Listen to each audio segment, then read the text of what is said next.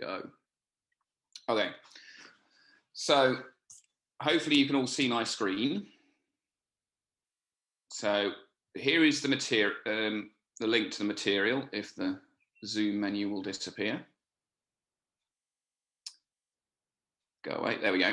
So this is the material we're going to work through. I'll just go back to the sort of home area thing.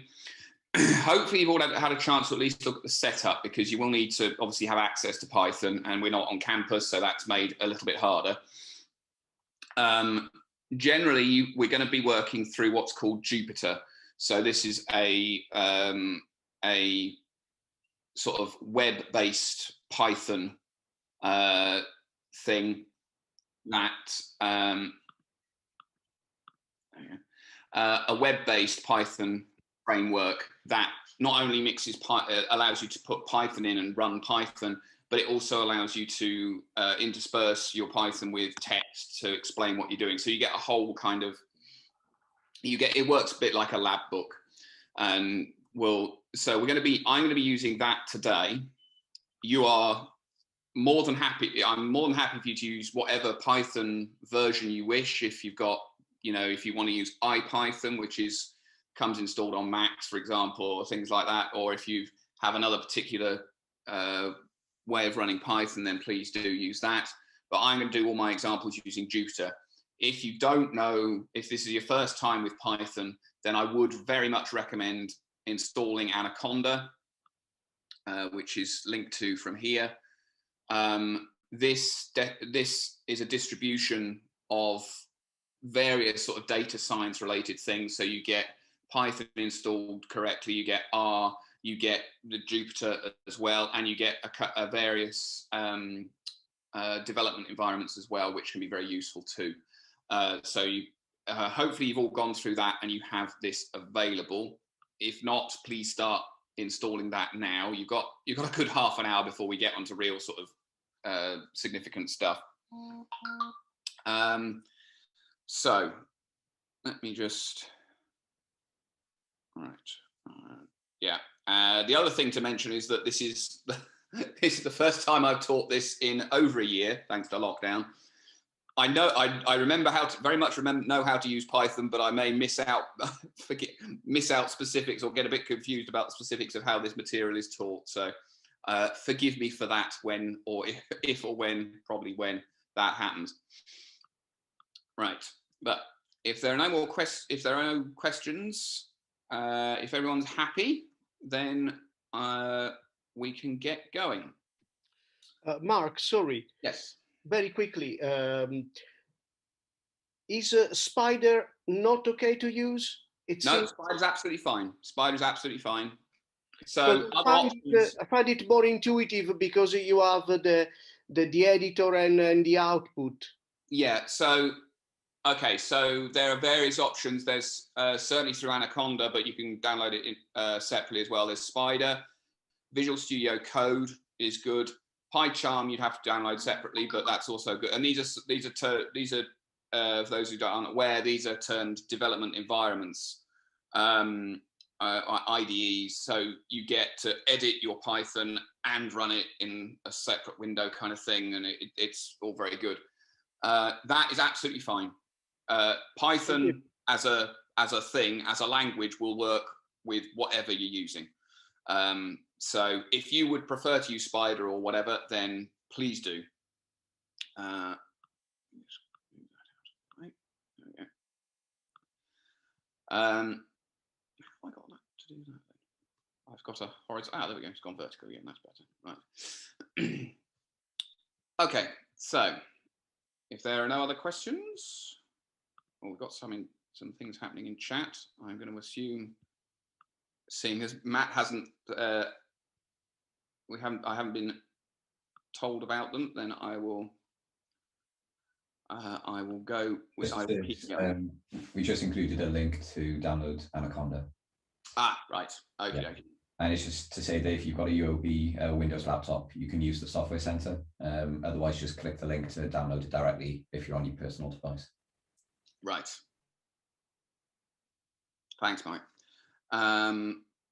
Great. That's okay then. So hopefully we're all mostly set up, and we've all got some version of Python available, right? So, right, the way I'm going to work through this is the material will be here, and I will be going from that material. So you'll be able to follow along from what I'm doing directly from the material. But a lot of the time I will probably be on the Jupyter screen actually typing in code. And if you can, I'll try and type slowly, and the idea is that you type along with me, so that helps, you know, get things into your head kind of thing, and gets you more experience. So but because we don't have, obviously can't share two screens, you will be mostly seeing Jupyter, but you should still be able to follow along what I'm doing in the material on your own machine. Right, I think that's finally all the preamble out the way. So what is Python? Why would you want to learn it? So Python is a general purpose programming language, which means it wasn't designed to solve a particular problem. So R, for example, or MATLAB, they have a particular family of problems in mind to solve. And so they are designed around solving those problems. Python isn't like that. It is general purpose. Pretty much anything you can think of to do on a computer, you can do with Python. That doesn't necessarily mean you should, but you can. So, you know, this is analyzing data, making games, control systems, all sorts of things like that. The syntax of Python, so by that I mean the grammar of the commands, is pretty basic. So there's not actually a lot to learn as far as that's concerned, but with that simple syntax, you can create some very powerful programs in a very short amount of time. It's pretty easy to pick up, and it is, I mean, these things change, but it certainly has been, and possibly still is, the most used programming language by various metrics. So there is a vast amount of help available online. If you have a problem, if you can't remember something, or, you know, oh, how do I do this or something, type it into a search engine, it will come up with an answer almost guaranteed. So you've got a lot of help out there. I mean, one of the main reasons Python is so popular is partly the basic syntax. As I say, it's fairly easy to get to grips with, but also because there is a very large and growing set of external modules. So you get these external blocks of code that other people have written that you can simply import and use yourself. And so for doing complicated bits of data science or visualizing stuff, things like that, you just install the appropriate module, import it, and away you go. And you can, and with this basic Python knowledge that we're going to go through in this course, you can sort of glue these bits together and be able to solve very complicated programs without too much difficulty. Now, one of the reasons for this power is that, to a certain degree anyway, is that it's generally an interpreted language. What this means is that when you have your code, either if you're typing it in an interpreter or if you've saved it in a script, the Python as the interpreter, as it were, will take each line in turn, run that line, execute what that line says, and then move on to the next one, and then move on to the next one, etc., etc. This is different to what are called compiled languages, which will take your code, bundle it up, and translate it into machine code, code the computer can understand directly, and then you run that. So there's that additional compilation step for languages like C++ and things. Python doesn't have that. Now, there are pros and cons to this. Pros being means it can be very dynamic. You get a lot of power and things like that. You can do a lot with it. One of the cons, though, is that generally speaking, Python is slower than, as I say, a compiled language because it's got to run that interpretation step. However, because of these external modules and things like that, that's not generally something you're ever going to really need to worry about. As if you are offloading complicated things to an external module, that will almost certainly have been written in a compiled language and be very fast. You just want to run it using that code, get the results back, and then work with those.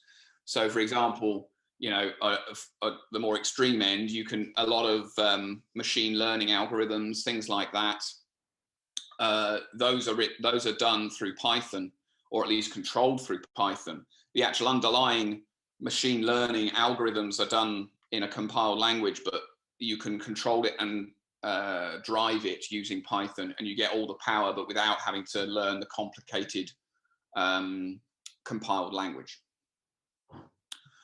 Okay, so there's a brief introduction to what Python is and some of the benefits and why you might want to learn it.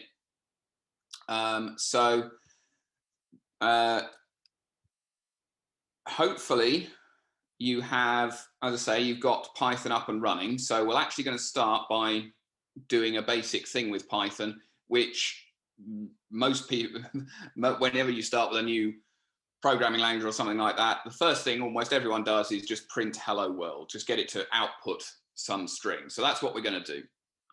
So I'm going to, as I say, I'm going to go through Jupyter. So I'm in, this is the Jupyter interface in my web browser, and I can just create a new notebook and then start using that to do Python commands. And this is just the file system, so I can save things here and load them up and go into folders and stuff. But I'm just going to click new, a new Python 3 notebook. Depending on your version of Jupyter, it may look a little bit different. The one I've got here is a little bit more out of date, so I suspect if you just downloaded Anaconda, you'll have a more up-to-date version, but it should look broadly similar. So for Jupyter, the notebook is based on the idea of cells. So here is a cell, and this prompt here, which is the same prompt you'd see if you were using, for example, IPython, that is the prompt for Python. That's it, right? I'm waiting for Python command. So this is a code cell. If we go to, we can do plus here, and we can create another cell, and keep going. And you can flick between them, and you can run in any order as well. We'll get to that in a minute, though. You can delete cells. If I could edit, that's it, delete cells. If you've got a more advanced version, you can right click and delete cells. I can't, but that's fine. Like that. But you can also change a code cell to what's termed markdown. And this is basically for text. So I can, for example, here put a heading, my first Python notebook, and that hash at the start, that indicates that it is a heading, and it will be rendered as such. If I press enter a couple of times and put, if I do multiple hashtags, then I get subheadings. So, what just beeped? Maybe it was just someone in the waiting room. Yeah. I've just admitted them. So you can have multiple hashtags to indicate subheading, and then you can have body text like that. Now, at the moment, that doesn't look great, but you could. The wonders of Markdown is that you can have typical kind of things like headings, lists, stuff like that, but it's human readable. You haven't got weird sort of words, kind of binary kind of stuff around. If I run that, and you can do it with that button there, or just press Shift, hold down Shift and press Enter, then it actually renders it, and there you can see it looks as you would like. There's lots of extra stuff you can do with Markdown, but I won't cover that here. I'll just delete this one. I won't cover that here because we're not doing Markdown, we're doing Python. But just to make you aware that that can, if you want to, you can make notes around your Python code, stuff like that. Anyway, right. So on to doing Python. So the first thing that, as I said, that people generally want to do is print hello world. So in Python, you do that simply with the print function. So if you type print, open brackets, so print is the name of the function, that's what you want to call, And then in brackets, you're going to put the arguments or the extra information that that function needs. And what this will do, it'll go off, find the print code associated with that function, and run through that code using the arguments or extra information you've given it, and then it will return back. So I can just put hello world like that, close quotes, and now if I hold down shift, press enter to run that cell, you can see I get the output hello world, as you'd expect. If you're running on IPython and you just type that and press enter, it would run automatically. If you're running on Spider or something like that, you would actually have to run the script that you are editing, but you should get the same output of hello world or whatever message you've done. So give that a try, and do shout if you're having problems, because you're a bit stuck if you can't get if you can't get that word, because that means if you can do that, Python is at least working correctly. So give that a go. I'll just give you a minute or so for that.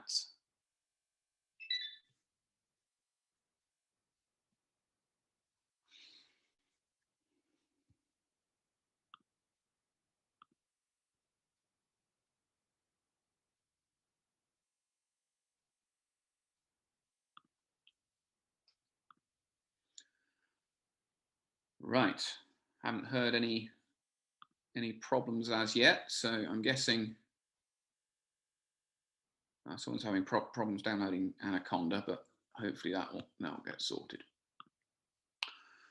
Right, so that's your first bit of Python. You can print stuff to the screen. The first thing to note is you can see I've used double quotes there. Whoops, go away. You can use single quotes. It's generally better if possible to use double quotes, simply because in English you can have single quotes within your text. There'll be an example of that in the material, I think, in the next lesson. But you'll see me use double quotes generally, though I may use single quotes sometimes. As long as you're consistent within a string, it's fine. Now, one thing to say, the main thing I want to say now is Python is case sensitive. So you've typed print like that, and that's fine, that works. If you type print with a capital P, and again, depending on what you're using, but hopefully you'll see there it's been highlighted in green because Jupyter recognizes it. Here it's not, it's still in black because Jupyter doesn't recognize it. And in fact, if I run it, you get an error. Name print is not defined. This is because Python is case sensitive. That capital P print doesn't exist. Python doesn't know what it is. It is not related to that at all. They would be, if there was a function with capital P print, it would be completely different as far as Python is concerned. This is the same for functions, variables, everything. So be aware that capital P, be aware that Python is case sensitive. And that's something that can trip people up if they're not aware, or if they're not used to it. But how do you go about getting help for these things? So, sorry, Mark, sorry to interrupt. Yeah. Someone's got a question saying that they're having connection issues, saying that Jupyter's blocked on UOB guest network. I'm not sure why it would be blocked on, and I'm not on the guest network. I'm not on campus. I'm having connection. They should be using either eduroam or UOB Wi-Fi, preferably eduroam if they're off campus. Okay. So yes, India, if you can try and switch to another network, and try again. Yeah.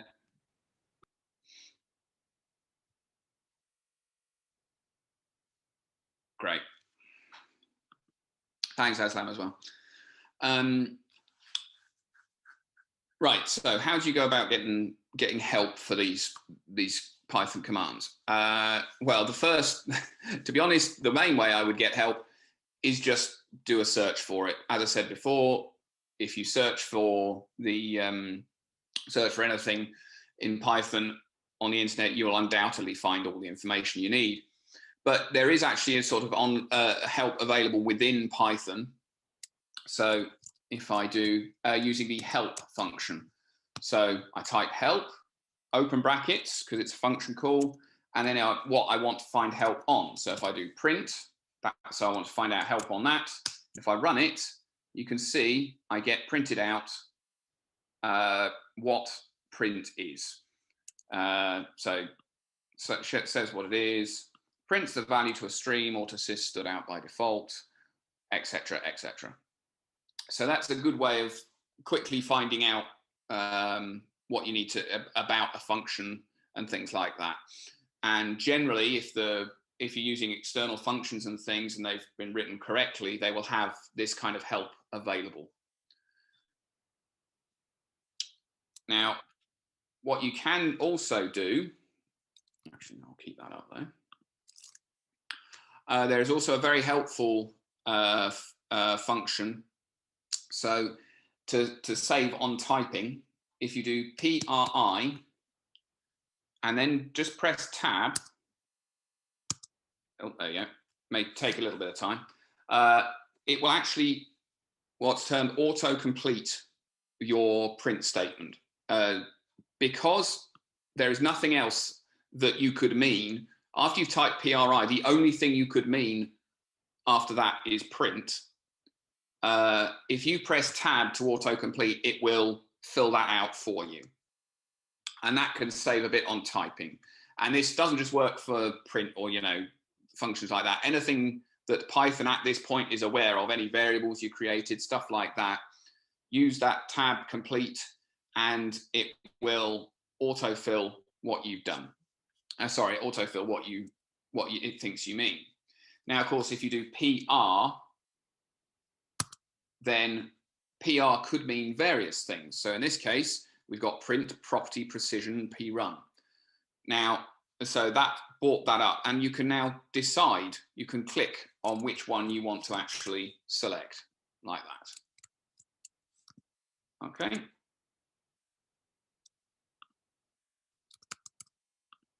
So that can give you a bit of help in finding out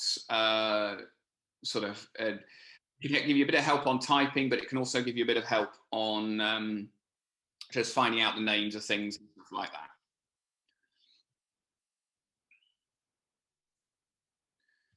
So I think that's most of the first section covered. We've gone through, hopefully you've all managed to print something out and request help for it and have a bit of a play with tab completion. Have we got any questions or issues? If you got a question at this point, do please, you can unmute, because I don't mind. Just unmute and say your question.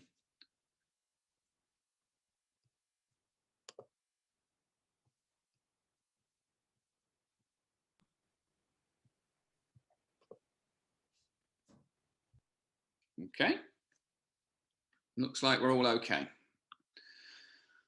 Right then.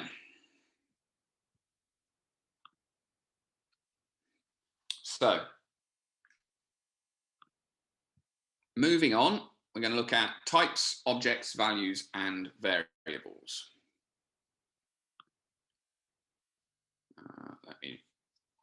That's fine, right. So, let's start looking at how you can start manipulating data with Python and start using data properly. Now, you can always use Python just as a basic calculator. You can type a calculation in, and in Jupyter, run that cell, and there you go. It will perform the operation. And that, that can be useful, but it isn't particularly interesting if you want to do anything with data, because obviously, if you can't store any information and refer to it and stuff like that, you'd have to write everything out as a one long calculation, and that's not a good way to work. So how do you store these bits of data, this information? Generally, you, in most languages, and Python especially, you store them, you label them with variables. And in fact, there are 4 terms that you need to start thinking about. Type, which is how to interpret data in a memory location, and what operations it can do. Object, that's the defined area of memory that holds a particular bit of data. Value, those are the actual ones and zeros in there. And finally, variable, which is basically just a flag or name or label stuck on that area of memory, the object. So these 4 terms are a bit abstract, but that is, it can be very useful to get to grips with what the different things mean, because it's useful to know the difference between a variable and a type, for example. So to give it a more sort of physical kind of representation, let's think of, I won't use a laptop because I can't lift up a laptop here. Let's just think of a phone. In this case, the physical object, the object is this physical phone that I'm holding here. The type of this object is phone. The value is the bits that make up that phone.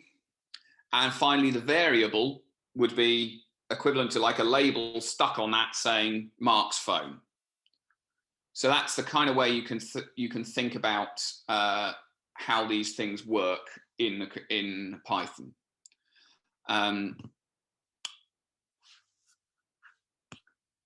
Switch back to here. So how do we start creating all these things? So we can assign an object or value to a variable using the equal sign, which is also known as the assignment operator. So if you do weight underscore kg, that is the variable name. That is what the label you want stuck on the bit of data, the object. So if we do weight underscore kg equals and then a value. So in this case, I'm assigning a raw value to this. If I run it, it all works out okay. And if I now go print, you can actually print weight kg. And that will look up, we're using the weight kg label, look at the object underneath that, look at the object referred to by that label, and the print function will print that object. And what was I going to say? No, that's fine. Yes, it will substitute the value in there.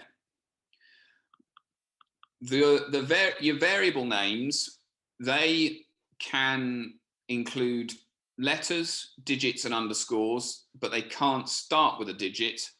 And again, they are case sensitive.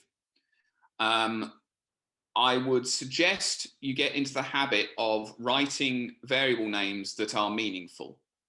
Because I could have just, instead of doing weight kg, I could have done W equals 60.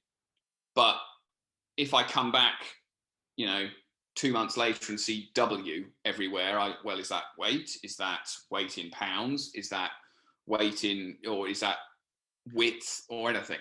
Whereas if I've got weight kg, I know exactly what that is. It's unambiguous, and there's no reason not to. It doesn't affect the rate of code, the speed of your code or anything like that. It's just, it's just a label. So get into the habit of writing meaningful labels. So what does this do under the hood? What have we done here when we've assigned a value to that variable name? Oh, that's the wrong one. There we are. Let's have a look at these 3 lines here. So we've got A equals 43, B equals 76.2, and C equals hello. What happens in the computer's memory is Python will allocate memory for each of these objects, store those objects in that memory. So we've got 43 there in a location, 76.2 there, and hello there. It will label, it will have those, it will remember that the memory in that location is of these different types. So we've got an integer or whole number for that one, a floating point or decimal number for that one, and string information on that one. That's the type. So it knows how to interpret the actual ones and zeros in that memory location. And then finally, for each of these, we get a flag or label stuck on each one so that you can then refer to them later. So when you do this, when we did weight underscore kg equals 60, that's what happened.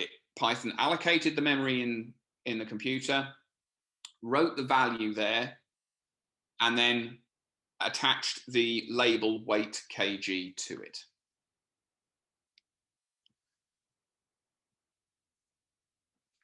Now we've got, there are a number of different types of data. The basic ones that we'll certainly start dealing with are the integer numbers, so I'd say whole numbers, floating point numbers that have got decimals in them, strings, so collections of letters. The one we haven't mentioned so far is a Boolean, and this is a binary type which can be true or false, or 1 or 0, or on or off.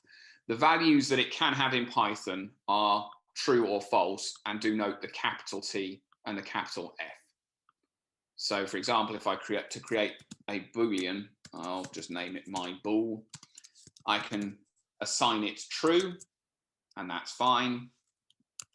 But if I did lowercase t, I get an error because that's not defined. So, but that is a value, a valid value for a Boolean. So, as I say, strings can be assigned using single quotes or double quotes, but because in English you can get apostrophes, it's usually better to use double quotes where possible. Right. So let's scroll down to here. I've already shown how you can print out a variable. So we just do print and then I'll print out my bool. There we are. You can actually print out multiple things at once with the print function. So I can do print, and in the brackets, you can separate the different things you want to print out with a comma. So I can do weight, oops, weight, I'll just hit tab there, and you can see it auto-completed, my bool, and there we go.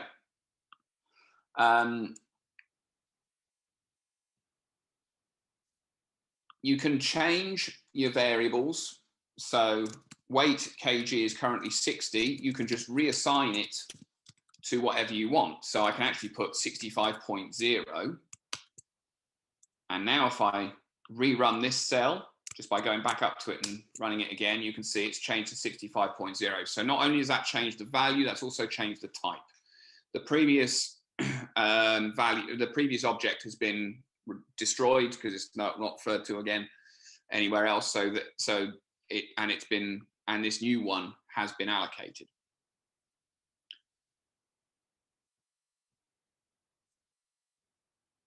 So I think that covers objects and variables. Yes, I'm just checking the material that I've covered everything in the material. Yeah, so we've looked. So yeah, so there we've looked. You can now see how you can assign objects to variables and then use those variables in your code to refer to those objects. You can change them.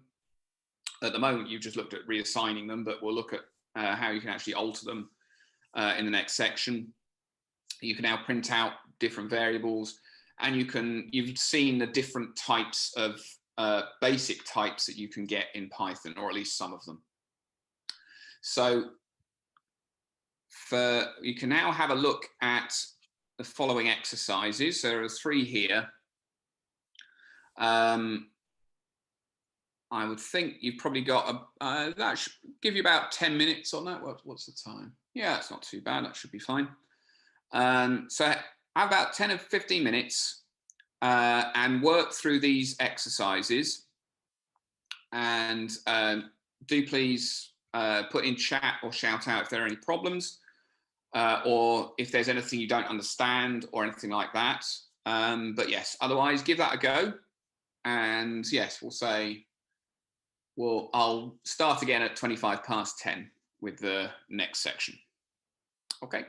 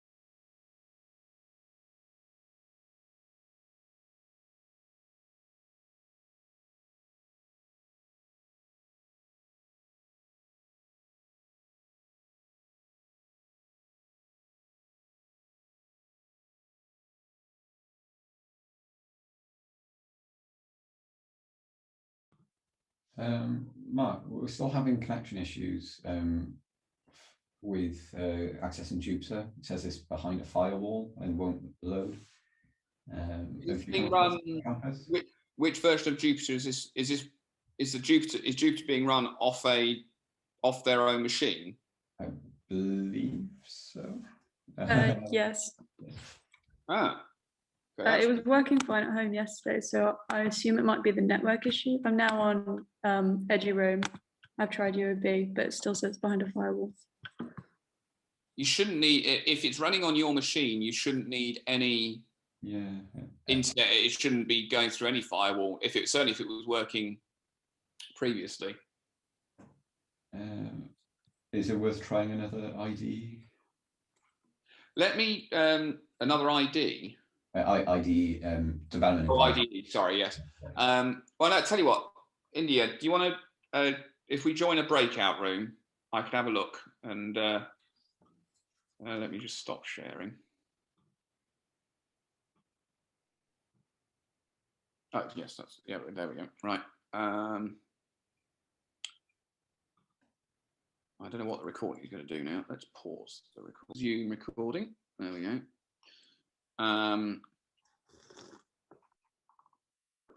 Share screen, that one.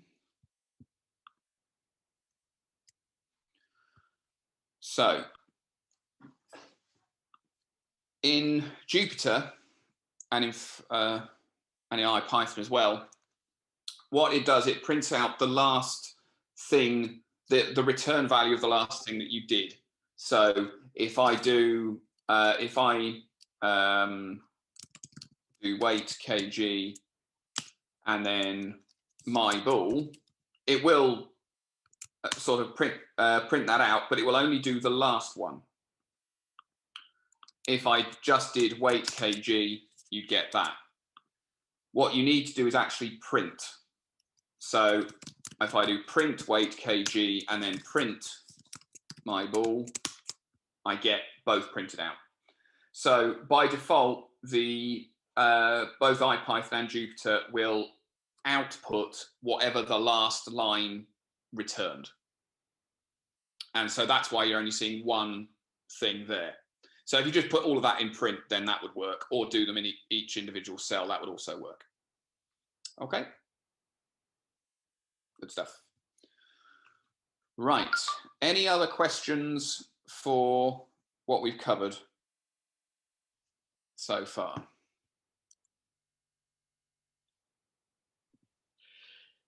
Mark, hi. Sorry, it's Marco. Right.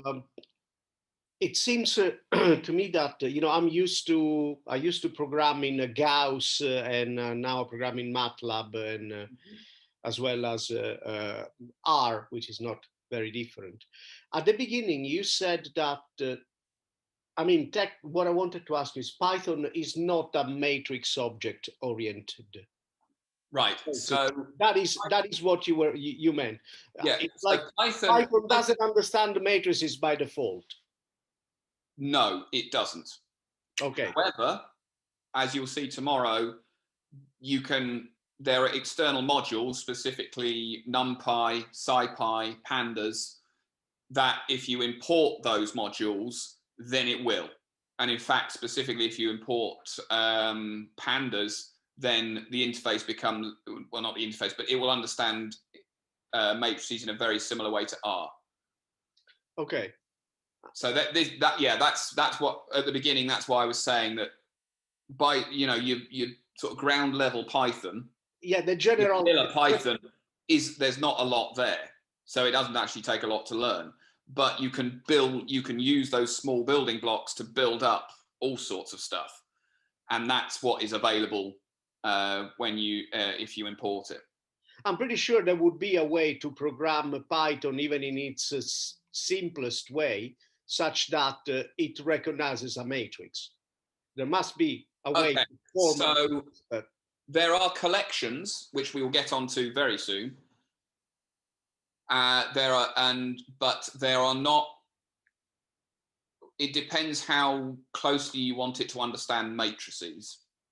As in, you can have a collection of a collection, or in fact, technically, it'll be a list of a list, which would give you the ability to store a 2x2 matrix, for example, or a 3x3 matrix. Yeah. But to actually manipulate that and do stuff with it, you'd probably be better off using something provided by an external module, because then you can, as we'll see, actually, we can use the NumPy module to do all sorts of matrix calculations with one call.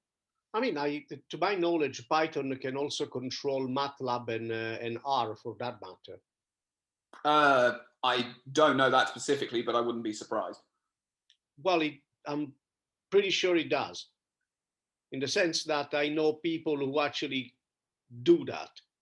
So it's probably a bit more advanced, but it depends what you mean by control MATLAB and control. Recall, sort of assign chunks of a program. Yeah. To do that to the other programming language and get your output in Python. So you mean that they can use routines provided by MATLAB and get the output in Python? They can call MATLAB and they can call R and make it run some routines. Yes. I have not personally done that, but I'm not surprised at all. Because again, that is part of the power of Python. It can interface with all sorts of different, as I say, a lot of the libraries that you will import won't actually be written in Python. They'll be written in C++ or whatever, Ruby or any other language that is appropriate to what it's trying to do. You don't care about that. You just call a function and you get the results back, and there you go. That's why Python has become so popular, is because you don't have to learn a lot of Python, but then you get access to really efficient and really useful routines that are quick, do what you want, and all you do is one line import blah, and then you can run it and then take those results and then do your own analysis pretty easily with them within Python as well. Yeah. So thank you. Okay. Right then. So let's move on. So just to pick up, hopefully you've had a try at some of these. The one thing I do want to pick up on, the difference between strings and variables. So It's asked, which of the following would you use to assign the value of test1 variable to the test2 variable? So you got 4 options here. The correct answer, which, you know, you can always just click on the solution. The correct answer is that one. Test2 equals test1. That will take whatever test1 equals and assign it to test2 variable. Test1 variable, sorry, assigned to the test2 variable. The first one will take the string test1, note the quotes there, and assign it to test2. So that doesn't actually involve the test1 variable at all. The third one here, that attempts to take the test1 value variable and assign it to a string test2. So that will actually give you an error because you can't assign, that's just a value essentially. That's not a variable, or that will create an object on the fly kind of thing. And similarly for that, you can't, you're trying to assign the test1 string to a test2 string, which doesn't make any sense. But the thing to take away from this is when you're dealing with variables and variable names, you do not use quotes. If you do have quotes, you're dealing with the data that is a string, or, you know, characters. So when you have quotes, you're dealing with string data.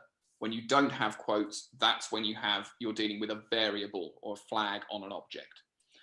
And I know that people can have a bit of difficulty sort of learning the difference. So do try and get that sort of clear when you can, because that's quite an important thing that can trip you up if you don't get that, if you don't understand that. And this one is basically just saying, this is just sort of indicating, again, as I said, do make your variables readable, your variable names readable. Okay. So we're now on to operators. So we can now store some data, but how do you actually manipulate it? How you do things with it? And the main way of doing this is through the use of what are called operators. And a subset of these are the basic operators, the arithmetic ones: multiplication, addition, subtraction, division. So as I've got there, if you've got, say, A equals 5, B equals 10, A plus B is the assignment or addition, talking rubbish, the addition operator operating on the B and A variables. Okay, and if I run that, you can see you just get 15 as you would expect. Now, operators are not restricted to numerical data. So I've got A and B, A equals 5, B equals 10 there. I could have A equals test as a string and B equals elephant as a string, and it will still work. It will combine that string with that string. So what the operator does depends explicitly on what the objects are it's operating on. I could similarly do, if I change A to 5 and keep B as elephant and do A times B, so I'm now multiplying 5 by the string elephant. What are you doing, laptop? Thank you. I don't want a dictionary. And if I run that, I get 5 copies of the string stuck together. But it also means that if that operation doesn't exist, if that code isn't available, for example, if I try and divide 5 by the string elephant, that doesn't make a lot of sense. And not surprisingly, I will get an error. And in fact, in this case, I get unsupported operand for /, int, and str, because the code for what Python should do in that case with int divided by string hasn't been provided. You could provide it, and in which case it would work, but it wouldn't make a lot of sense. I mean, it's worth noting that operators are nothing special. We'll be looking at functions more explicitly later, but they are just other chunks of code. They're shorthand for running functions, effectively. So they don't have any kind of special magic or anything. They're just, you know, it just gives you, it makes your code more readable. So as I say, you've got the basic operators there, the arithmetic ones. There are more sort of code-based ones, should we say. The assignment one you've already met. You have addition and subtraction or an assignment, and in fact the other arithmetic ones as well. Those may be a little bit more harder to understand. So if I go back to that, so I've got A and B equal, A is 5, B equals 10. If I do A plus equals 1, actually I'll do this in a separate cell. I do A plus equals 1 and run that, and now just print A. What A is now equal to 6, because A plus equals 1 is shorthand for A equals A plus 1. It will add 1 to A and then reassign it back to A. And so therefore I get 6. If I run that and do A again, I've got 7 because I've added 1 to A and changed A. And obviously the same would happen if I used B up here. A plus equals B, A now equals 17. So it's sort of an in-place application of that operator. And that can be a little bit, you know, that's not the usual kind of maths kind of way of dealing with. And it's also worth noting that the assignment operator there, A, for example, A equals B, that's a one-time thing in that if I do A equals B, and then just print out A, B there. So they both equal 10 now. If I now change B to 15 and do print A, B, B has changed, A has not. The assignment there is just an assignment. It's not like like in maths where you're setting up a relationship between the two variables. It just says, right, take whatever B equals and set A equal to that, and then off you go again. You know, you can then change them independent of each other.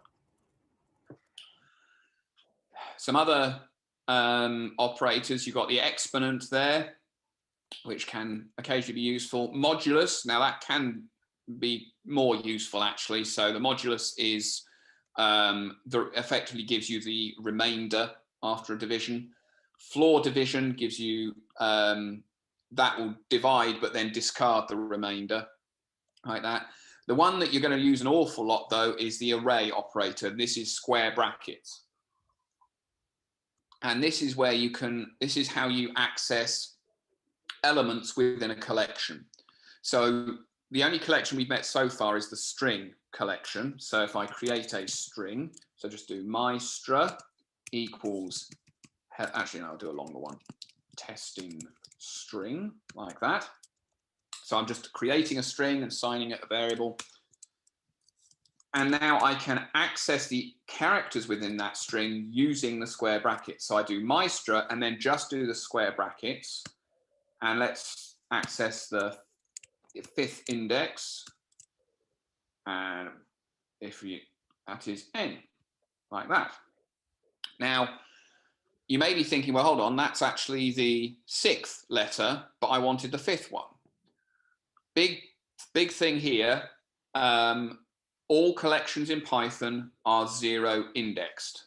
So they start from index 0. So Maestra 0 is T, and they go up to length minus 1. Okay? If you try and access something beyond the length of the string of it, you will get an error, not surprisingly. But yes, remember that string, that collections, when accessing elements in a collection, you start from 0, you do not start from 1. That can catch people out who haven't dealt with this family of languages before. It's natural to me because I've always dealt with languages that are 0 indexed, but I know that I believe MATLAB, not sure about R, but certainly I think MATLAB starts from 1, index 1. Python doesn't. So that's a bit of a gotcha there. Okay, so we've got a few more exercises here. Have a go through those. We'll have another, what's the time? We'll have 15 minutes for this, but you can also have a break to go and get a cup of coffee, something like that. So we'll resume hopefully at about 11:05. Again, shout out if you've got any problems or any questions, if there are any issues, but hopefully you'll be able to get through that. Okay, so we should probably move on. Do shout out if you had any issues or any questions from the material so far. One thing I did want to pick up on is this question here. So let's say you have assigned A to 123. Now we saw just then that you can use the square brackets to get a particular character from a string, from a collection. But what can you do, say that? Let's get the second digit.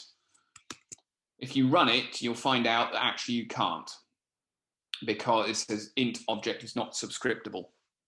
And again, this comes back to operators will only do what operators do depend on the type of object, in this case int, that you are working on, that they are operating on.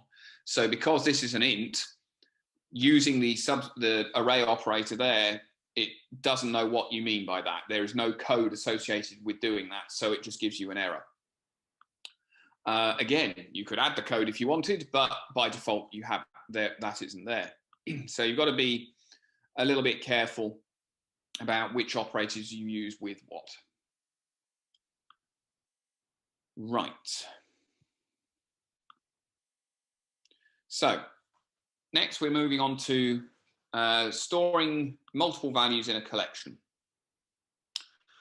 So we've now learned how you can store single bits of data like integers, floating point numbers, strings. What if you want to store a group of data, bits of data that are associated with each other, for like a vector, an array, a list of names, a matrix, these kind of things?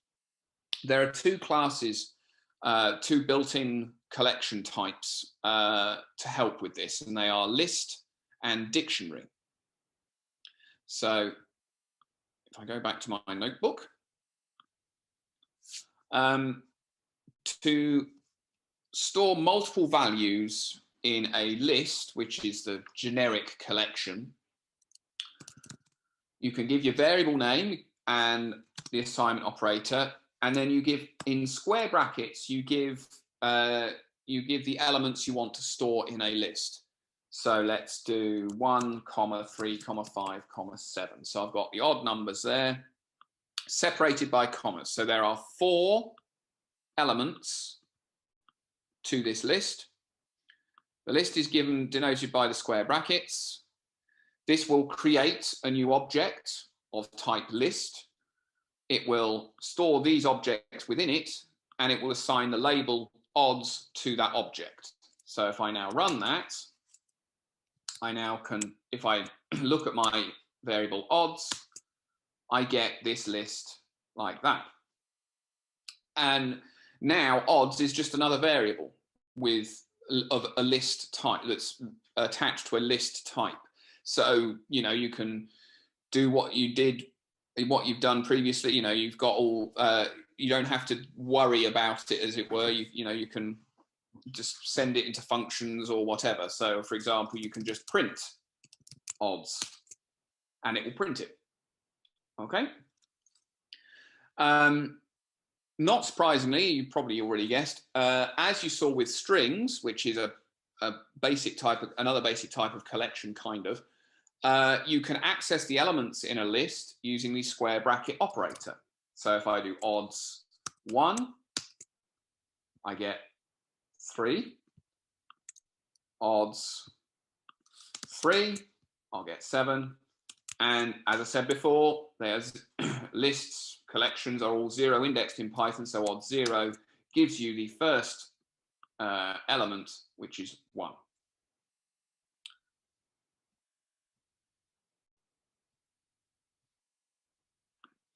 Interestingly, and quite usefully, you can also use negative indices. So I've gone for, so 0 is that one, 1 is that, 2 is that, 3 is that.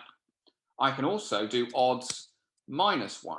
If I do that, that gives me the last element, 7 in this case. I can do minus 2, and it gives me 5. So you can sort of count back from the end of a collection as well. The same thing works for strings. Actually, just as a quick aside, which I should have mentioned before, but if you want to see what variables you have available, what you've got in your interactive session at the moment, if you do % and who_s and run that, it will actually print out everything. And you can see there we've got odds, which is a list with 4 elements, and all the other variables that we've got available. That won't work in a script, really, and you wouldn't really want to you wouldn't use it in a script anyway, but if you're in an interactive session like with Jupyter or with IPython, that can be useful. So just a quick aside there.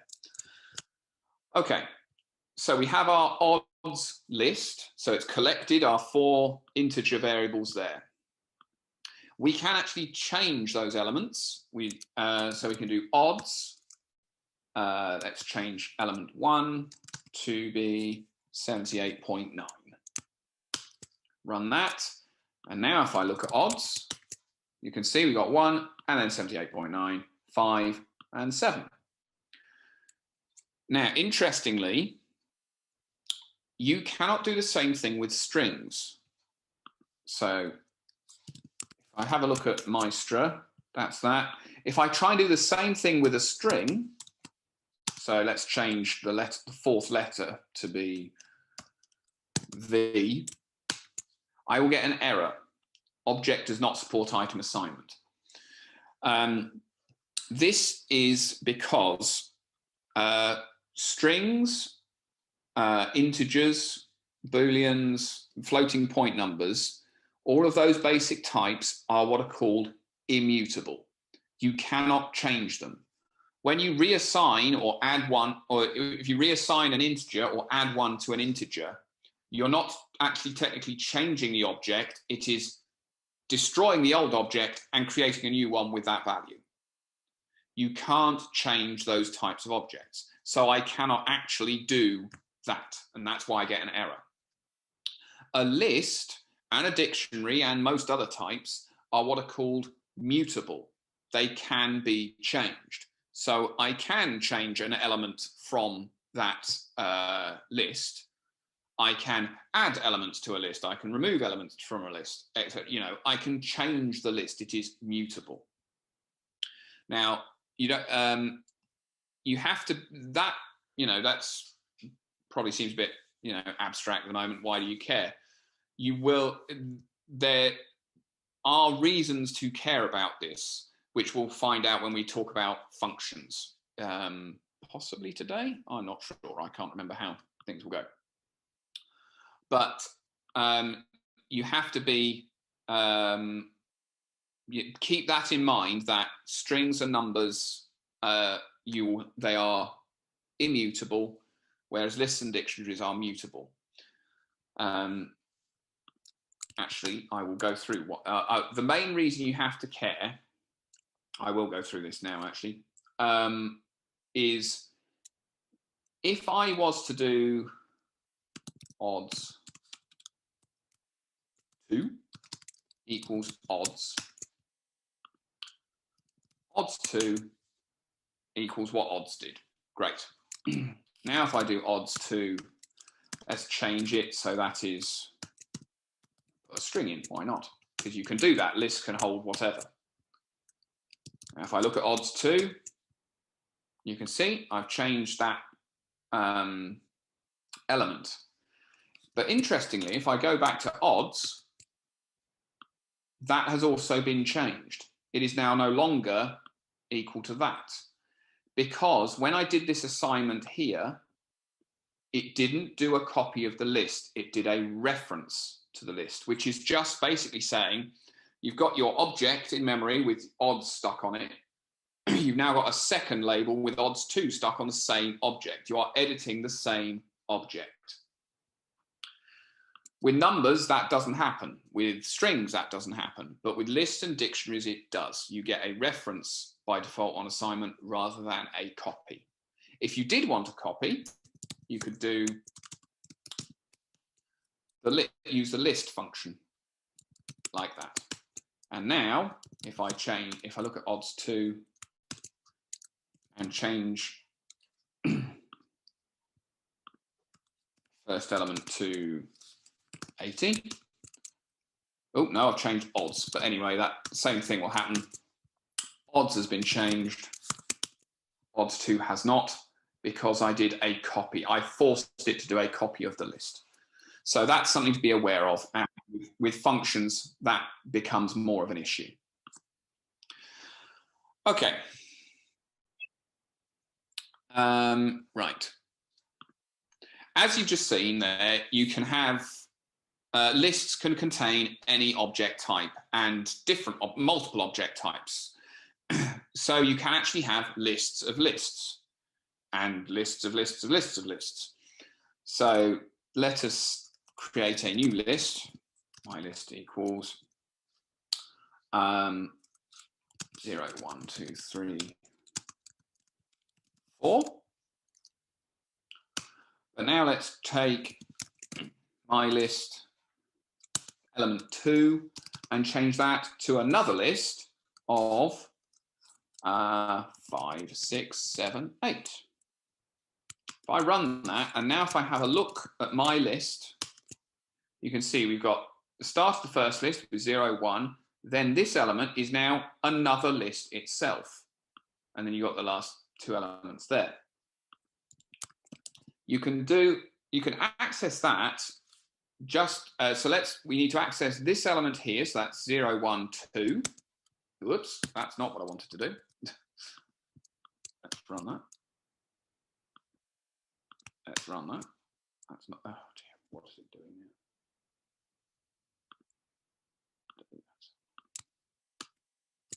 Have I broke it? Oh yes, of course I need to print that, don't I? Let's print my list. There we go. That's where we are. No, so if I look at my list 2, that gives me this list here.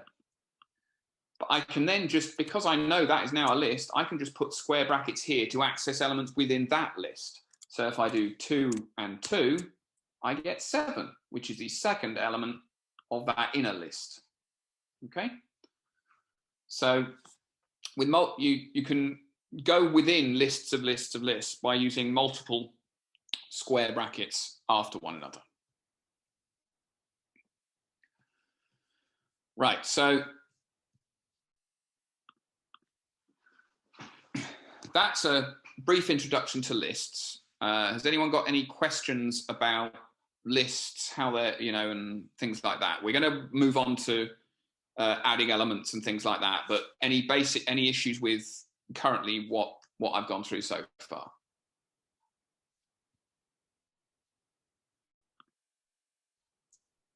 There's a question in the chat about someone's asking about tuples, whether they're mutable too.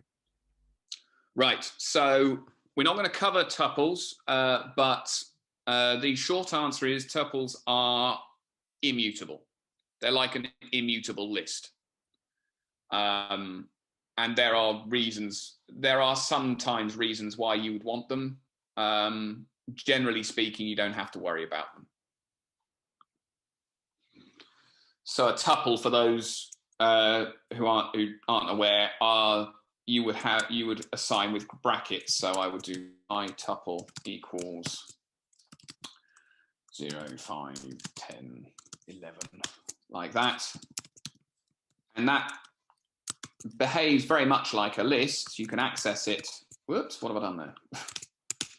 like that. But because it is immutable, you cannot change it. If I try to do that, it says tuple object does not support assignment.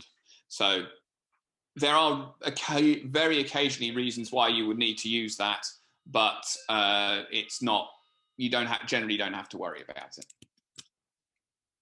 Any other questions?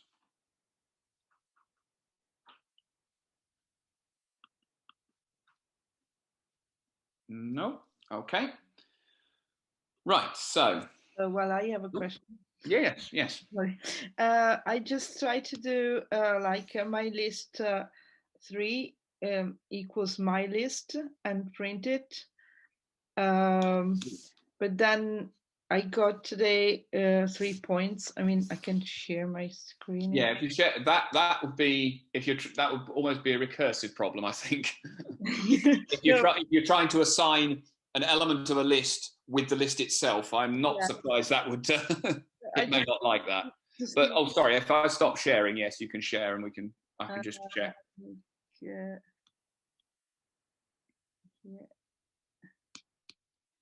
Can you see it? Oh, interesting. It did actually do it. Yeah, but I got this, so it worked, or? See, now I think what will probably you've got there, it has created the object, but that element, so going back to what I said about getting references to lists, that is indicating you've got a reference to the list itself. So I think you could probably just try this, to my list.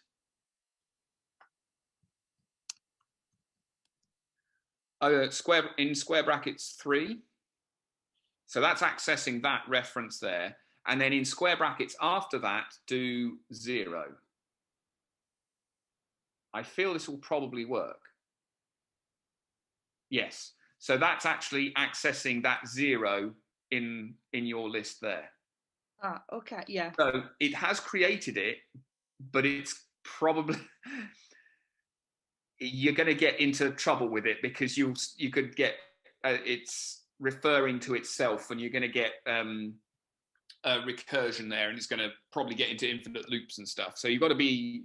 I wouldn't recommend doing that. Yeah, but yes, yeah. I'm interested that it did actually do it, because I thought it would maybe just break. But okay, thank you. But that's why you've got the 3 dots, because it has figured out it cannot print itself within itself, because it will just go on forever. Yeah, sure. So it's just gone. There's this here, you know. Yeah, sure. Yeah, okay. Thank you. Yeah, thanks a lot. Stop. Any other questions?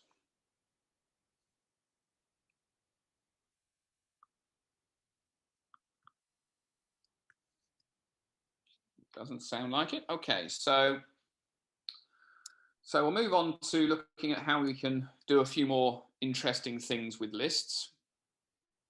The list type, like the string type actually, provides bits of functions, so bits of code, to operate on itself.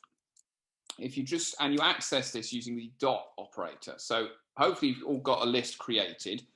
If you type my list, or whatever your list is called, then press dot, and then press tab, and this is going to do that tab complete thing we talked about at the beginning.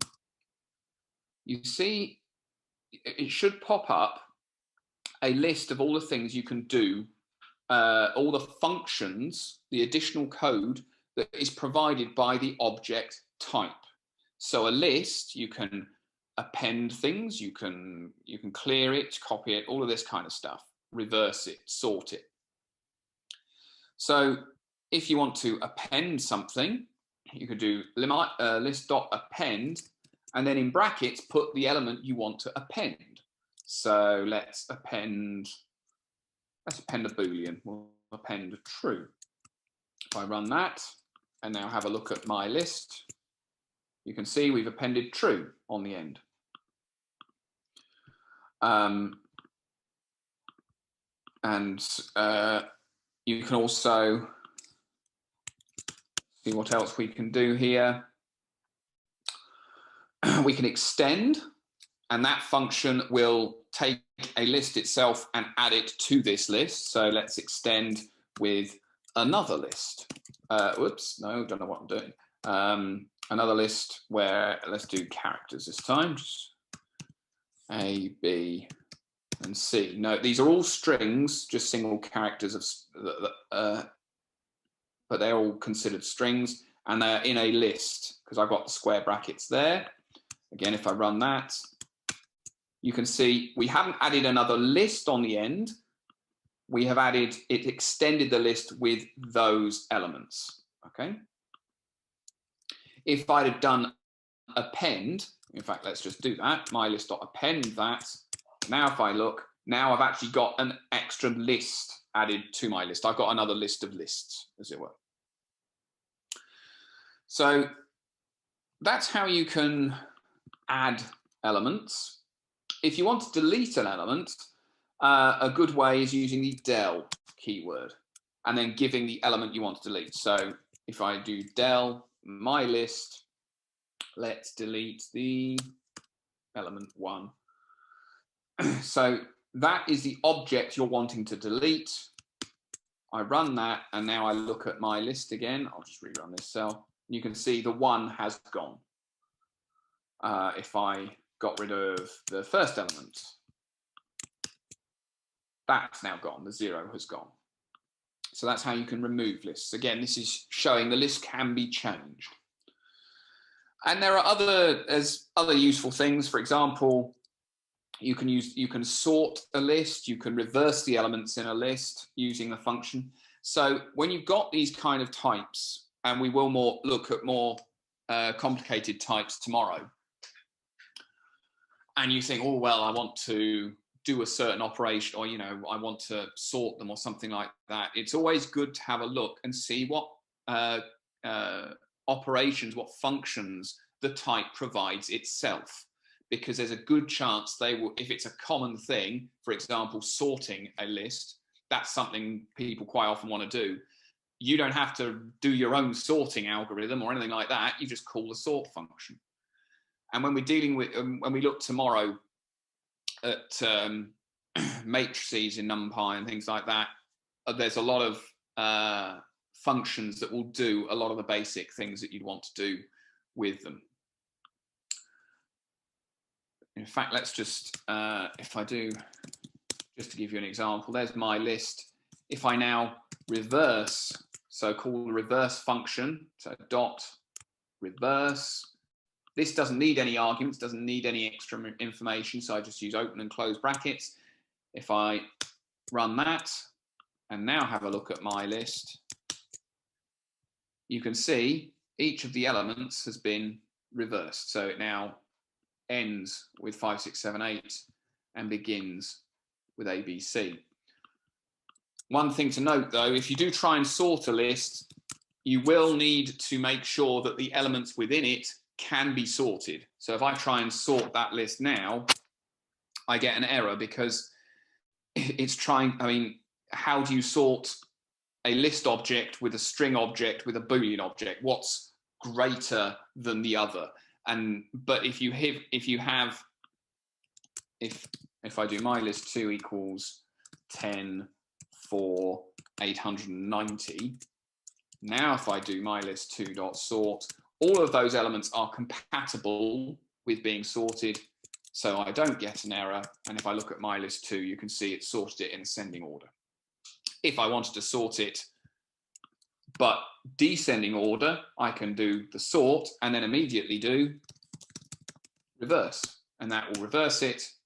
Oh, no, I can't do that because the return value of that isn't the list itself. So I would have to do my list 2 dot reverse. If I run that, there you go, I have sorted it in descending order. So hopefully you may be beginning to see that you, using these functions that are provided, using this code that's provided, you can start to build up some pretty complicated, you can do some pretty complicated things with only a couple of lines of code. And most of the heavy lifting is done by these kind of functions that are provided by the type or provided by an external library. And that's the kind of mentality you want with Python.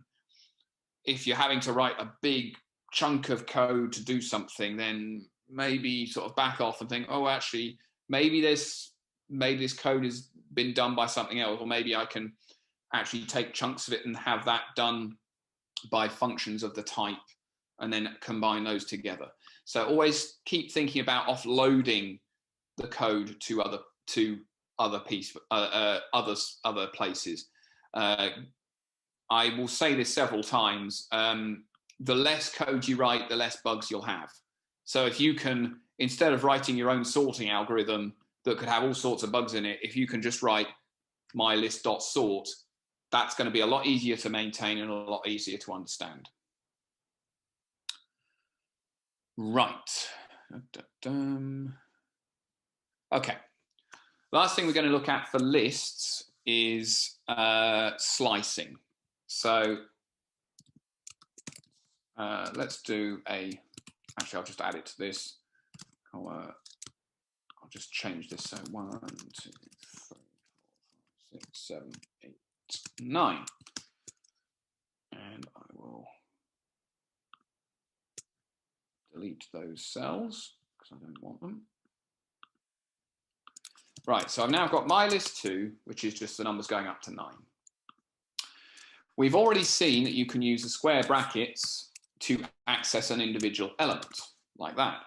You can actually have access sublists or a subset of your collection by doing by adding a colon in there. So if I want to go from element number index 2 to index up to but not including index 6, and if I run that, I go, that's index 2, 3, 4, 5, 3, 4, 5, but it's up to but not including element 6. And I get a new list, which is the subset of that other list. And that can be very useful to select chunks of data very easily. You can obviously go from the beginning using 0. You can go up to the end. If you remember, I said you can have negative indices, so you can go up to the end, whoops, by doing that. So that, that will go up to but not include the end element. If you want to go up to the very end, you need to, if you don't include the end index there, then it will go up to the end element. So that means you don't have to worry about how long a list is or something like that. You just miss out the end index and it will go up to the end. So if you want to, a way to get a copy of a list would be like that. You're going from the beginning, which if you miss out the first index, it goes from the beginning. Miss out the second index, it goes up to the end. So just having a colon there will give you a copy of that list. But yes, you can go up to say -5, like that. So this is a very useful way of as I say, extracting certain bits of subsets of data. And the same thing will actually work for strings as well. So if I did, you can do substrings. I think I should still have Maestra here. So let's go from 1 to 4, see if that works. There we go. So I have got the substring there going from 0, 1. Whoops. No, I don't need it. Thank you. 0, 1, 2, 3, up to but not including 4. So we get that substring as well. Right. Any questions on lists? So that pretty much covers lists.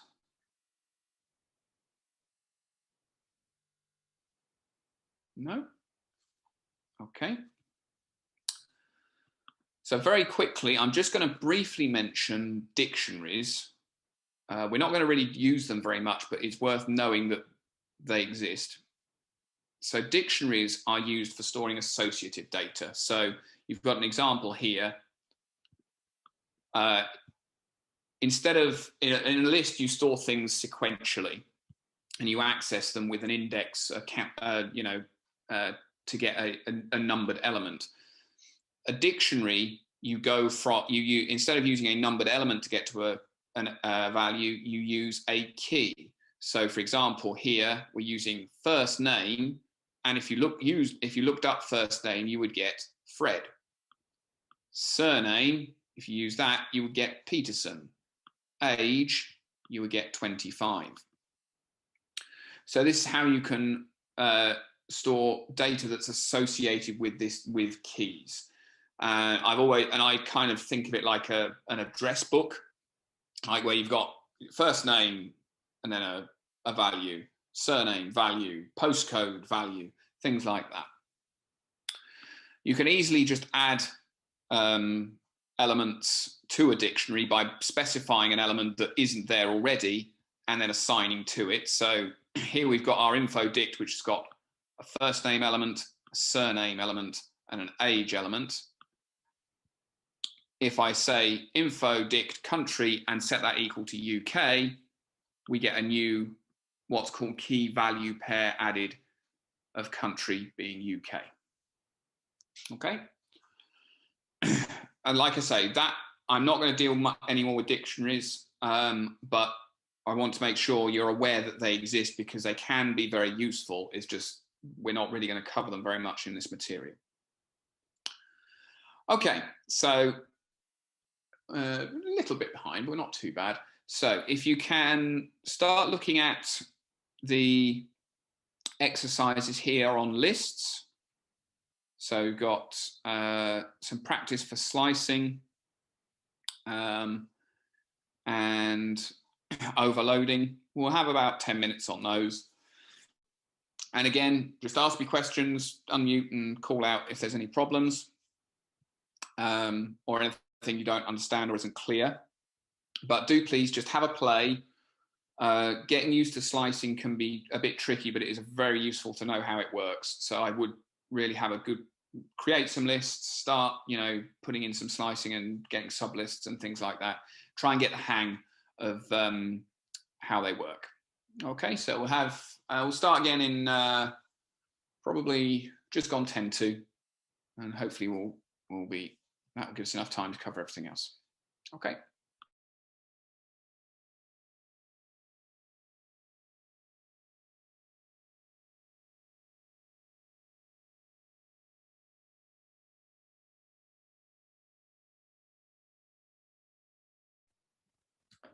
If no one needs my help, I'm just going to take a quick 5-minute break. So.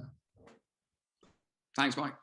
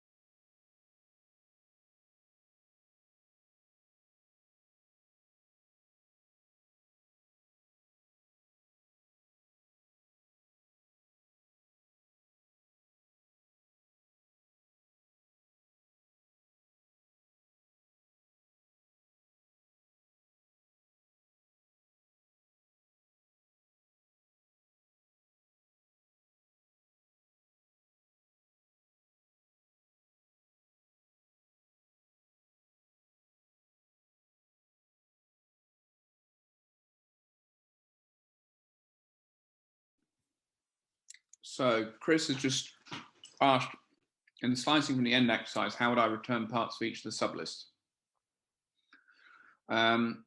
So let me just copy and paste that. Right. And then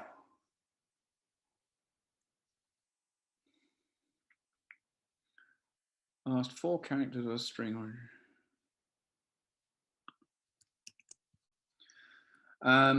So to access the different parts of the list, so if you just wanted to access the Cl from chlorine, for example, so you start with list for slicing, which is that. Now, there is... I can't see your screen. Ah, that's a good point, yes. Sorry. So your list for slicing is a list with only one element in it, which has got another oh no, sorry, no, it's got 1, 2, 3, 4, 5 elements in it, and each of those are lists themselves. So let's get chlorine, the chlorine one. So lists for slicing with just one will access the index 1 element, which is a list itself of chlorine, Cl. So to access the Cl part of that, use square brackets again, and 0 would be this, sorry, 0 would be that, 1 would be that. So if I do 1, 1, then I get the Cl, like that. Okay, so I got that, but like, how would I like get it to output Cl and Br and I and At? So like the second element from all of the sublists. Right, so that... Is that a thing? Wouldn't be able to do that in one line because of the way that has been sort of created. Okay, that's fine. But, well, there are a couple of things. Firstly, if it was a dictionary, so if I sort of redo it and do it as a dictionary where you have, say, F as the key and then, oh, geez, that's not going well.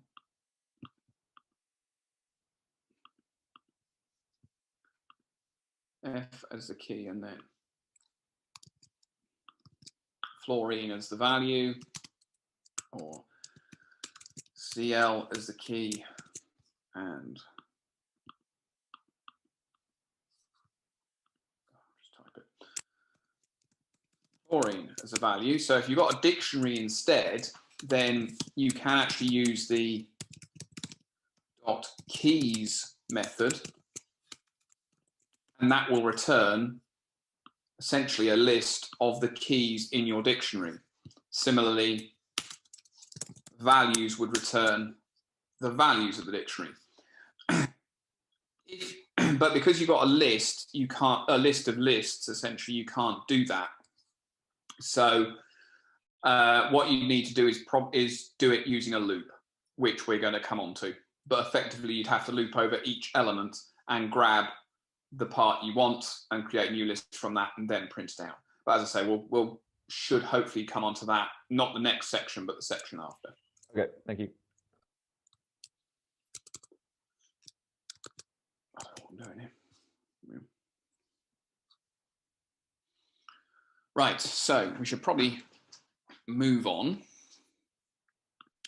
If there are no other questions,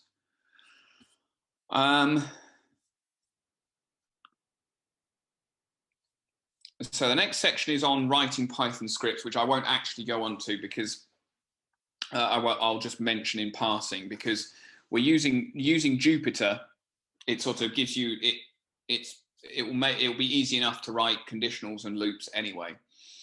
However, if you did want to take your Python code from a Jupyter notebook and export it as a file that you could then run through Python on a command prompt or anything like that, you can do, let me see if I can remember this. If you do file and then download as, there we go, download as Python.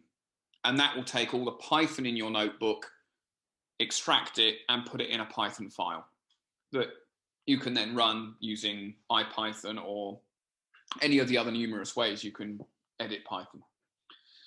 So that's all I really want to say about scripts. Oh, the other thing would be that yes, this is where we would mention you can write comments in your code, because obviously if you're doing an interactive session where you're just sort of typing stuff out and trying to get an answer straight away, it doesn't really matter about comments. But when you're writing an actual file, a script, then it's very useful to have comments in, just to make your code more readable. If you don't have good variable names or function names and you have no comments, if anyone else looks at your code, or even if you look at your code a week or a month later, it's going to be very hard to understand what you were doing. So always try and document your code in your code, as it were. Make it as readable and obvious as possible as what you're trying to do. Okay, so hopefully we're going to get through, could be pushing it, but we'll try and get through 2 sections before the end of today, or in the next just over half an hour. Right, so the next thing we're going to look at, actually I'll stick with that for the moment, is conditionals. So a key part of programming is to get the computer to do different things depending on the outcome of a test. So you can, if your data is looking like one thing, you can do something. If it's looking like another thing, you do something else, that kind of thing. These are called conditional statements. And in Python, to do this, you use the if, elif, and else keywords. So we've got a simple conditional here. So we start off just declaring a numerical variable 37. And then we ask, if num is greater than 100, do this. Otherwise, or else, do that. And the way you read it is basically what it will do. So, you know, if you read it out loud, it makes it more clear what it's going to do. So this will basically print greater if num is greater than 100. And if it's not, it will print not greater. So not surprisingly, it will print not greater and then print done. So this behaves basically like a flow chart. So you can see we've got, if you come down here, num greater than 100, is that true? Is that correct? Then do this. If not, if it's false, then do that. Either way, you will print done at the end. You don't have to include an else if you don't want to.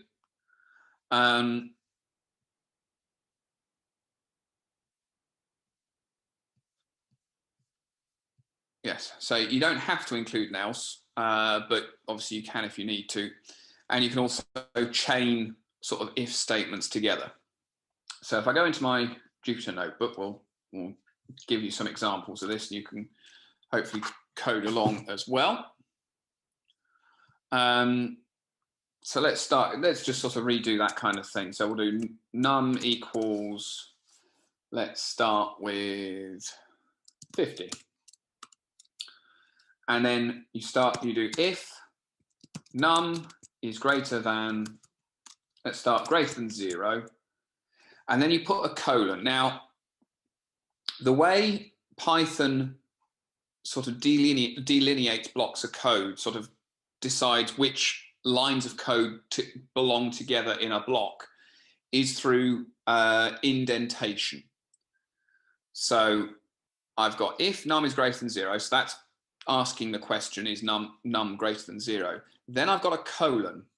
And now if I press enter, because Jupyter understands Python, and I would hope most of the things you're using will also understand Python, after a colon, it knows you have to have an indented code block. You have to shift the indentation up to here and then type the code you want to be in that block. So I'll put print num is greater greater than 0. Now, if I keep pressing enter, it's still at this level of indentation. So I can print, I'll put print done there. And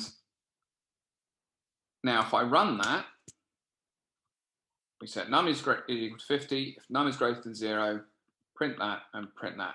Everything at this level of indentation will be considered part of this code block. So if I put num to 0, this evaluates to false, so it's not going to run this code block. So it doesn't print num is greater than 0. It also doesn't print done either. If I delete that indentation, so this is now back to this, the sort of 0 level of indentation, and then run it, it will print done, because it doesn't do that because num isn't greater than 0, but then we're back to normal code and it will print it. Okay? So you have to be very careful with your indentation. You have to, you can't mix different levels of indentation and things like that. And it can be a bit annoying, I won't lie, but it does mean you actually have to, it forces you to format your code properly and make it more readable. If you do get the formatting wrong, so for example, if I did that, I try to run it, I get an indentation error because it's after a colon, you have to have an indented code block like that. So it's complaining about that. So that's good because it gives you an error. However, you do have to be careful that you've got any code that you want in that code block, any code that you've got is at that correct level of indentation and is doing what you want it to. Right, so we've got that, and as I say, you haven't got an else block there. You don't have to have one, but let's put one in now. Else, I'll just copy paste that. And again, colon at the end of else, we have an indented code block.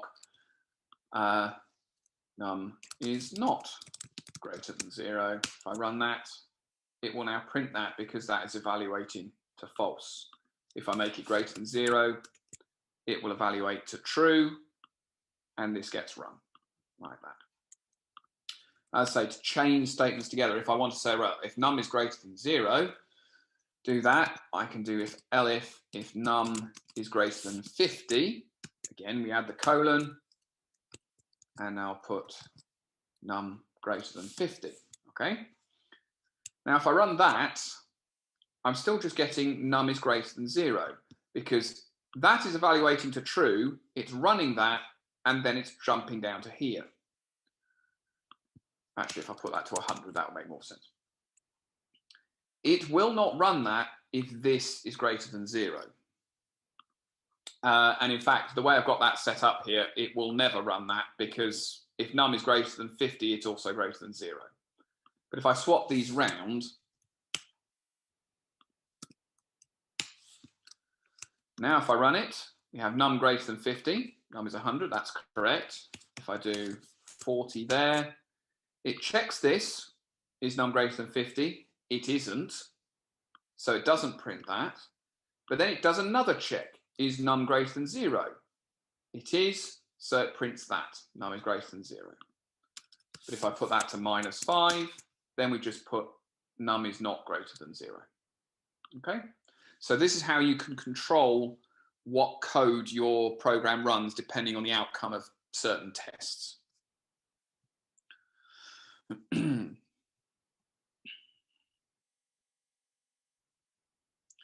Now you can combine conditionals. So I've got if num is greater than 50 there.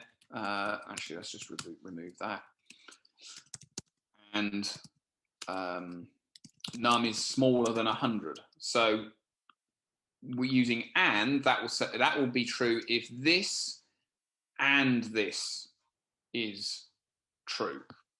So if I put 70 there, and I'll just change this to success because otherwise I'll have to keep changing it. If I run that, we get success because num is greater than 50 and num is smaller than 100.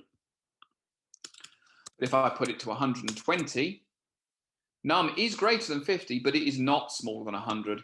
So we get failure printed. If I change that to or and run it, then I do get success, because if num is greater than 50, it is, or num is less than 100, it isn't, but it's greater than 50, so that's true already. I will print success. Again, if you read it out loud, it helps to sort of should help you understand what it's going to do. Okay, so that's a quick look at conditionals. Oh, actually, briefly, you can also sort of nest them as well. So you can have conditionals within conditionals. So I can actually say, if I get rid of that, if num is greater than 100 there, num is large. You can see that I've got a second level of indentation, and that's fine. So now, if num is greater than 50, it will print success, whatever. And then it does another check if num is greater than 100. And if it is, then it will print num is large. So if I run that now, I get both success and num is large. But if I do 70 there, I get success, success, but I don't get num is large because this test fails. Okay, any questions about conditionals?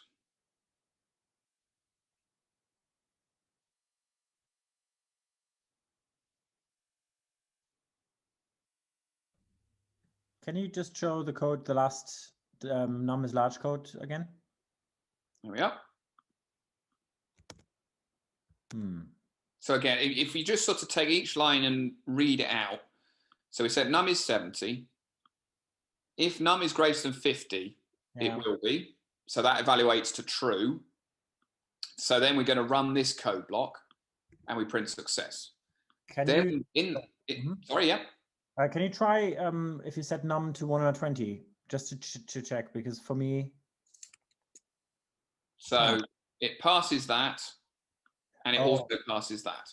I realize what my mistake is. Thank you. Right, yeah. Did we cover like greater than and equals to, or equals to, like that operator? No, that is in the material, but there are other operators to. There's obviously greater than, which I've used here. There's less than. There is equal to, which is actually a double equals. So if I do 50, that will evaluate to true. But if I do anything else, it won't, and I get failure printed. If you want something that is not equal to, then it's exclamation mark equals. So now I'm asking, if num is not equal to 50, then do this. So I run it, it's not equal to 50, so I get success. But if I make it equal to 50, I get failure. Is there an equal or greater to? So like 50 is equal to? Yes, there is 50, greater than or equal to. Okay, cool. Like that. There's a less than or equal to as well. I'm trying to think what else there might be. Oh, there's a useful one for lists. What's a list? What have I got there? Right. Well, actually, you can use it for strings actually, as well. So you can have if, and then give a character for a string, for example, and do in, and that will evaluate to true if, in this case, T is in Maestra.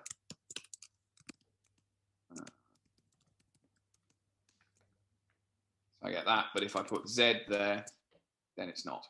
Okay. And if you want to do something, if it's not in there, then you add a not in. If Z not in Maestra, then it does that. Thank you. Okay. Right. So we'll have a five or so minutes on that. Again, have a look at the exercises, or just have write some conditionals yourself, get the hang of it. And yes, and after that, we will move on to loops.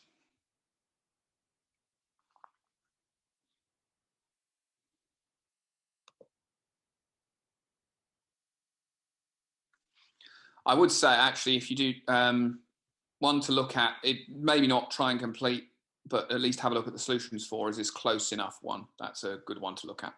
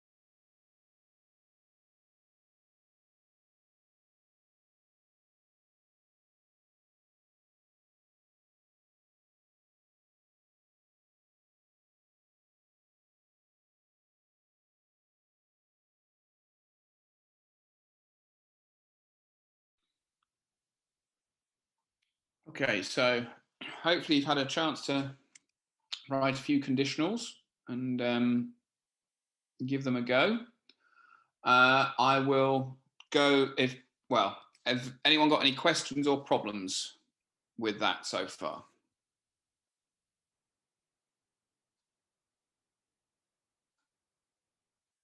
No. No. I'm rushing a little bit because I do want to get through loops first. Sorry, yes.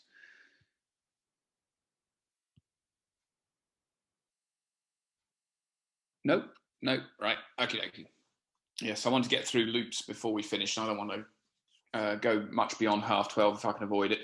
So, right. So, as I say, we will move on to loops. So, it is very, very good coding practice, and not just in Python, just in general, to reuse as much code as possible. If you ever find yourself copying and literally highlighting a block of code, copying it, and then pasting it more than once, then you should probably find another way of doing it, because you should always aim to reduce the amount of code you're writing, reduce copy paste, things like that, because as I said, the more code you have, the more bugs you're going to have. If you are copying and pasting blocks of code, you are now multiplying up the number of places you've got to keep the same thing correct. So if you change it in one place, you then got to change it in all the other places as well. Whereas if you're reusing the same code in place, then you just change it once and it changes it for everything. So yes, you've got to be very, really try and avoid copy pasting code. One of the main ways you can do this is using loops. So this is where you just get Python to repeat the same code, but it will change, it will loop over, say, a collection, or keep looping until a condition is met. So let's explore why you might want to do this. I'll create a variable, just a string like we've met before, word equals lead, okay?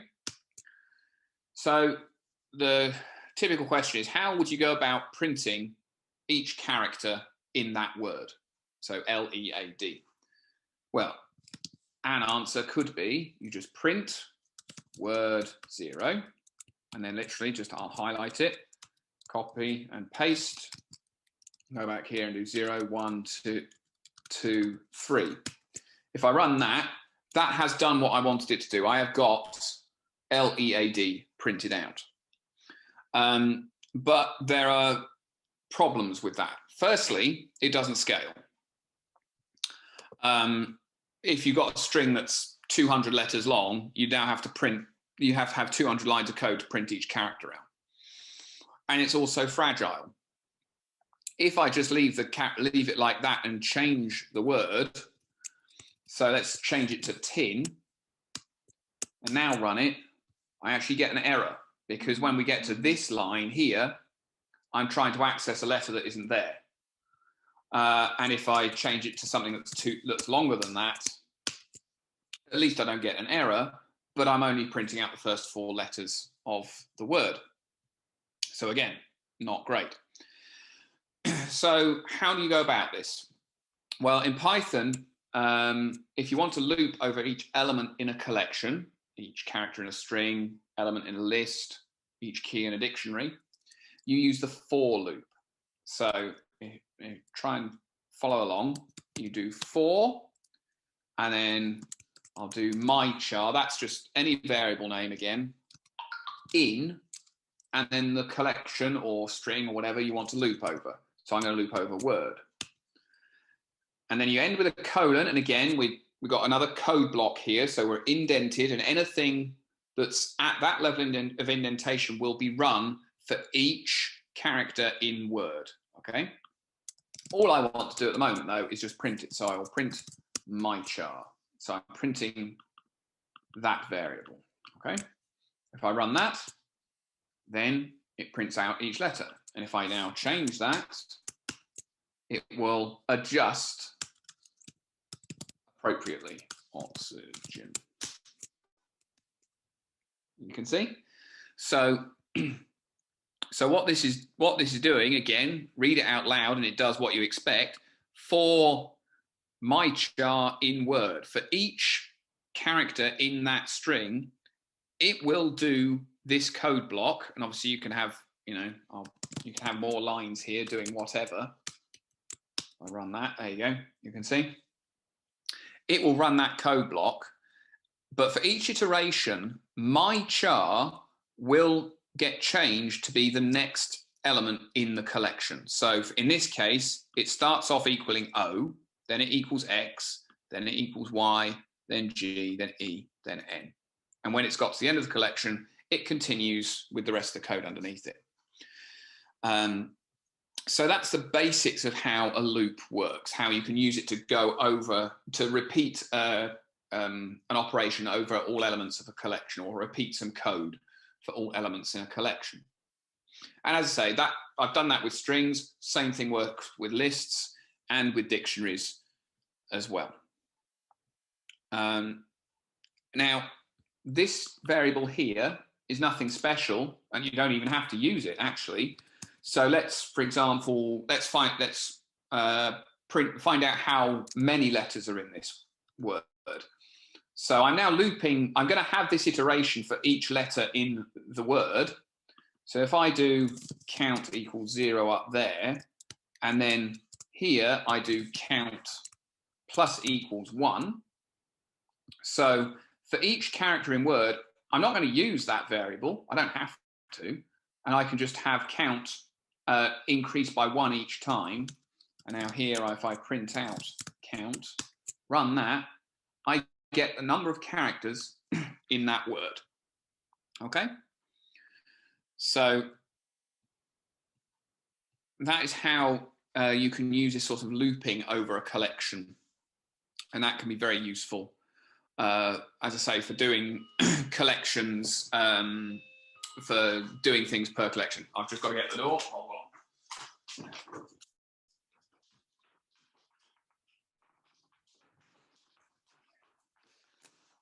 Right, so that's probably the loop you're going to likely use the most. There is another type of loop called a while loop. So you can, and that will loop until a condition is met. So using the conditionals we saw before, I'll reset count here. And now if I do while count is smaller than 10, colon, again, we're going to need another code block.